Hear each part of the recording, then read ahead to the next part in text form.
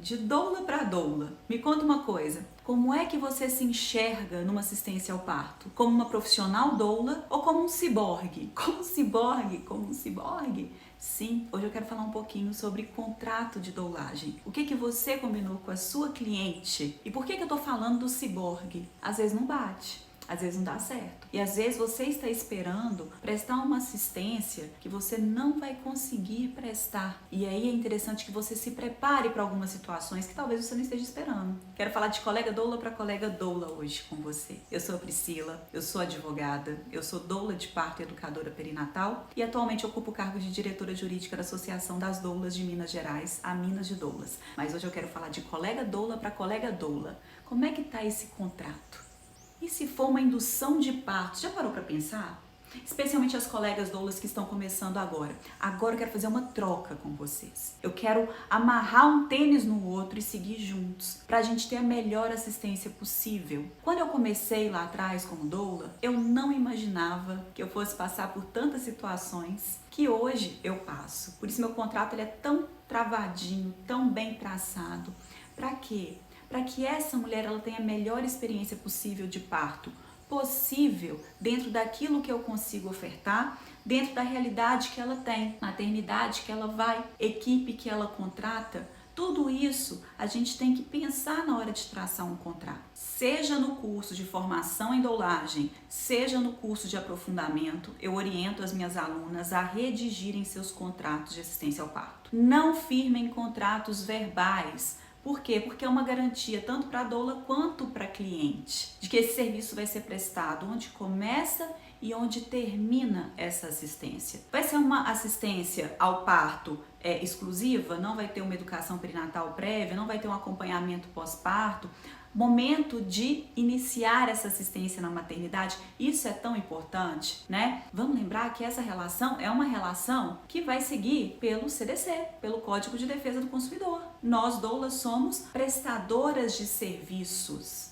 E aqui pode acontecer, inclusive, a inversão do ônus da prova. E onde é que está essa prova? Vocês não firmaram contratos? Vocês fizeram contratos verbais? Ou ficou numa conversa de WhatsApp só? Isso não é legal, não é o melhor caminho. E eu já presenciei situações. Eu tive uma recente que não foi nem com uma doula, foi com uma médica, mas poderia muito bem ter sido com uma colega doula. Por quê? A médica não firmou o contrato com a cliente. Ela fez um contrato verbal. E aí está o problema. Ela combinou um valor, acho que foram R$8.000, para prestar assistência ao parto. Mas no dia do parto aconteceu um imprevisto e ela não pôde ir. E aí, gente, como é que faz? O que estava combinado ali? Nem tiveram essa conversa. Olha a dor de cabeça. Poderia ter dado um processo? Poderia ter dado um processo, né? Ela poderia requerer indenizações, danos morais, danos materiais, né? Por esse fato. Ou simplesmente aquela situação de, poxa, aquela médica não foi legal, aquela médica me abandonou, não é? Não é legal. Então é muito importante a doula e a cliente traçarem muito bem onde começa e onde termina o serviço.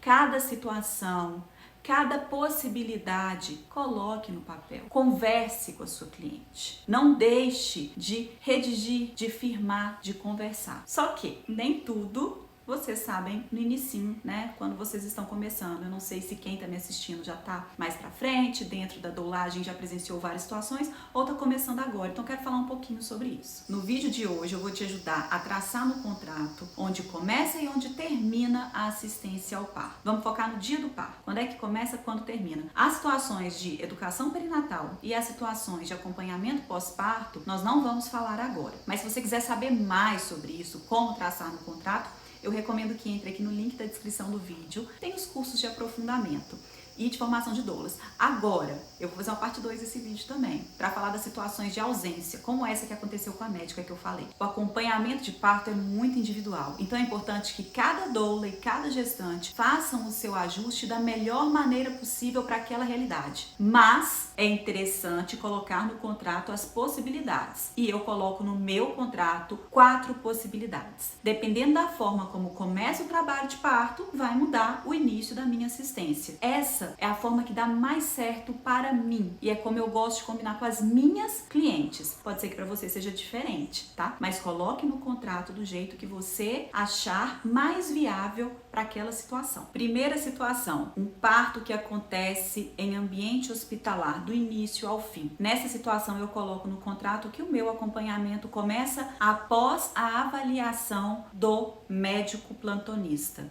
Ou se essa mulher tiver um médico contratado e eventualmente optou por fazer uma avaliação lá no consultório, o médico fala, realmente é um trabalho de parto, vai para a maternidade, ela me liga e imediatamente eu vou para a maternidade. Então, nessa situação em que o parto acontece em ambiente hospitalar integralmente, a minha assistência inicia a partir do momento que ela é internada. Ela me comunica e eu vou para a maternidade. Segunda possibilidade, a gestante que quer fazer o acompanhamento misto, iniciar em casa o trabalho de parto e ir para a maternidade com o bebê praticamente nascendo. Nessa situação, o meu acompanhamento começa depois da avaliação pela enfermeira obstetra. Por quê? Porque eu não faço acompanhamento de fase ativa de trabalho de parto sem enfermagem obstétrica. Eu, Priscila, porque o nosso Código de Ética e Conduta daqui de Minas Gerais não permite acompanhamento desassistido. E o que pode acontecer se não tiver uma enfermeira obstétrica do lado, numa fase ativa de trabalho de parto, avançada especialmente, esse bebê pode nascer. E não é seguro um parto desassistido, né? Então, se a mulher quiser um parto que inicie em casa e vá para a maternidade numa fase avançada de trabalho de parto, aí eu preciso que a enfermeira obstetra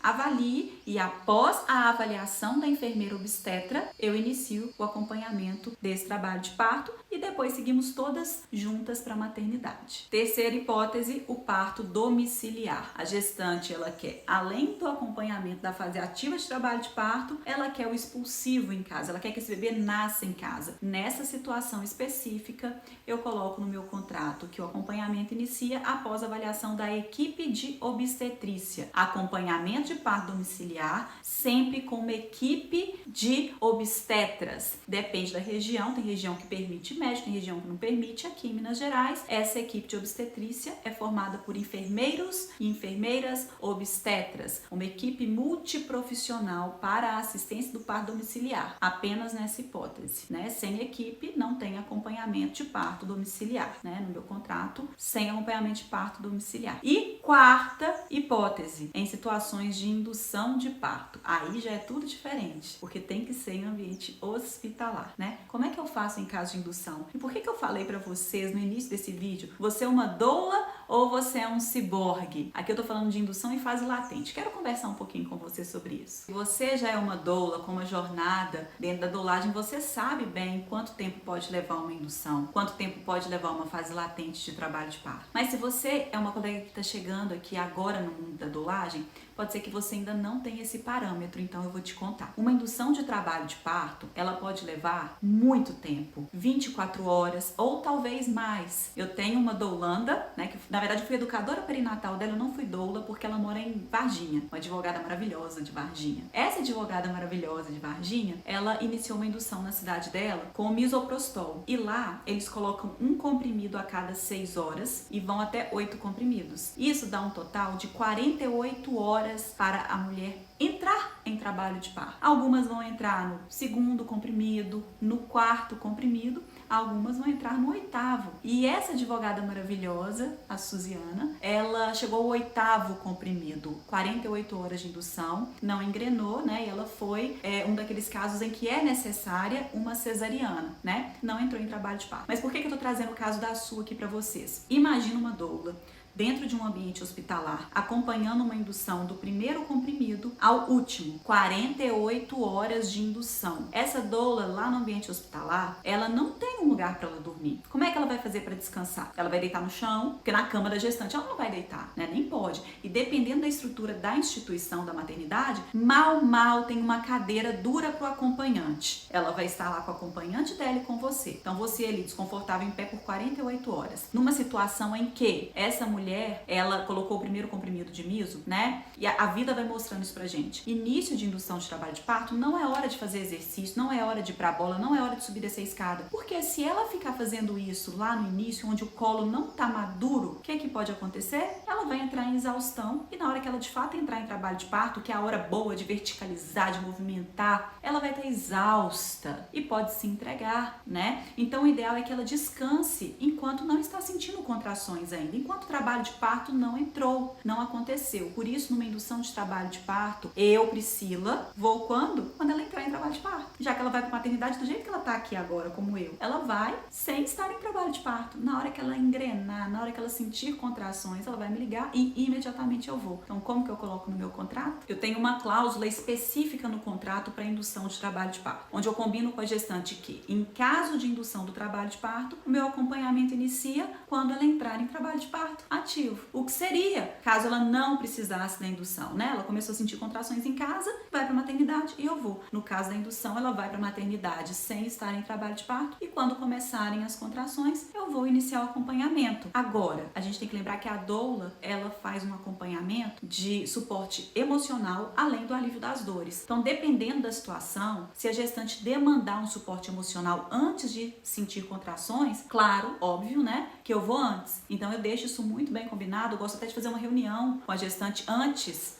quando tem uma necessidade de indução, né? Chegou no limite da gestação ou tem uma situação de risco em que precisa interromper a gravidez. Eu gosto de fazer uma videochamada para conversar, explicar como vai ser nesse dia, né? Do jeitinho que eu falei aqui para vocês. Agora, é muito importante estar ressalvado no contrato, estar assegurado e que ela compreenda bem, porque senão, o que vai acontecer? A sua gestante vai imaginar que você vai dar entrada na maternidade a partir do momento que ela entrar, mesmo sem estar em trabalho de parto. Daí vai demandar, possivelmente, um suporte de uma backup, né? E eu gosto de conversar isso com a gestante, porque eventualmente surge uma gestante ou outra que precisa dessa demanda lá no início da indução. Eu já tive uma, inclusive, que me falou assim: Pri, eu preciso desde o início. Eu quero você do meu lado a partir do momento que eu entrar na maternidade e tal. E aí eu combinei com ela o seguinte: ok, eu vou com você desde o início, mesmo sem você estar em trabalho de parto. Mas se forem dando muitas horas de trabalho de parto e fisicamente não for viável para mim estar com você durante todo o tempo, eu vou acionar uma backup. E aí eu vou ter que pagar um valor a mais para essa backup. Aqui em BH cobram em média R$800 para o serviço de backup, só pro parto. Tudo bem para você? E aí ela falou: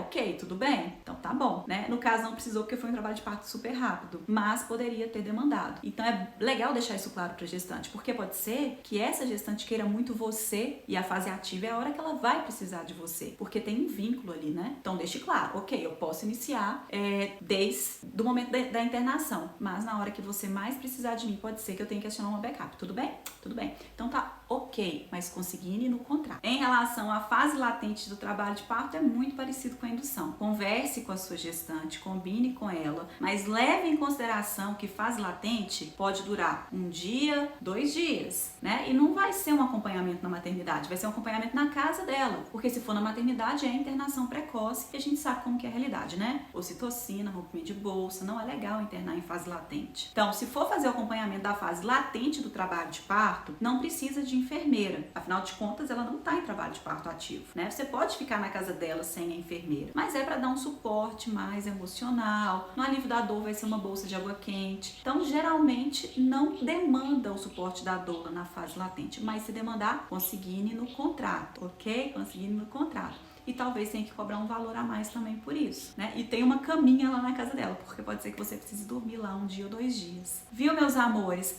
É uma troca. Eu espero ter contribuído. Quer saber mais sobre contrato de doulagem? Aqui na descrição. Quer saber mais sobre formação, aprofundamento em doulagem? Aqui na descrição. Gostou desse vídeo? Curta. Se inscreva se você quiser receber outros vídeos. Inclusive, vou fazer a parte 2 desse vídeo, conforme eu falei antes. E é isso, meus amores. Beijo. Até o próximo vídeo.